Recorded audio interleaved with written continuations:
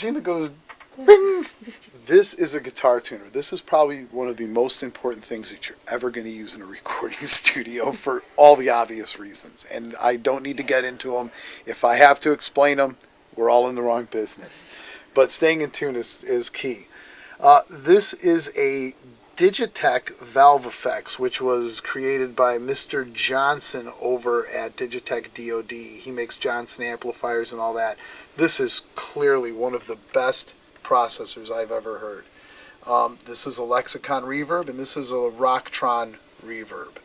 I don't use a lot of delays and things like that, purely because the music that I do, the fast hardcore stuff, really doesn't require it, and the rap stuff that I do doesn't require it either. And I also do a wide span of gospel music, including broadcasts on radio in Chicago. So I kind of like to keep everything very simple and very easy to use for everybody involved. Down here we have a couple of Furman parametric EQs.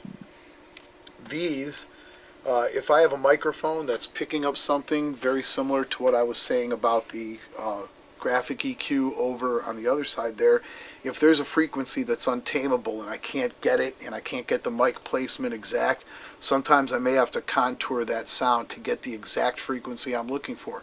Let's say a tom drum that's right next to a cymbal. If I need to cut that cymbal out of that tom drum, I could go right to that frequency, which might be 4 or 5K, select the octave to a very, very tight octave, and then cut it right out. Now that cymbal will be gone from that floor tom, and it still will retain all the sound that's in there. So that's why those reside here. These here are tube preamps. This is a Bellari that I purchased and rebuilt myself. I changed some chips in it, which are the IC chips, which translate the electricity to the tube. Some other components in it, including the filter caps and whatnot, small filter caps, change them to a higher grade, higher tolerance. And here we have some stock DVX stuff. I happen to like the DVX tube stuff because in the digital world, you may want to warm something up.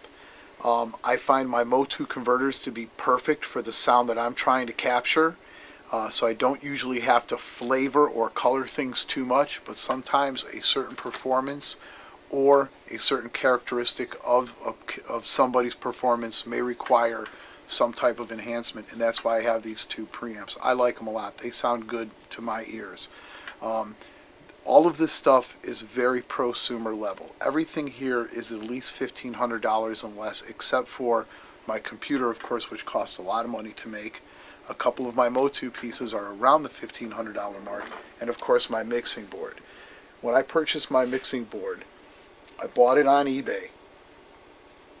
The gentleman sold it to me out of Florida, and I sent it to the factory in Nashville, and they rebuilt each channel. When I had these channels rebuilt, I had them built to my spec, so I know where and what they do and what their different sounds are. And I have some other channels that if I need to make them sound all the same, I can plug the channels in because they unscrew and come apart. That's a modular board. Nowadays boards really aren't made that way. They're made as one piece, but they can still be modified, and there are people that modify them. So even though you buy an inexpensive board, there may be a chance that you can spend maybe $1,000, maybe $12,000 or $15,000 like I did, and get your stuff refurbished and respect to your specs without having to spend $200,000.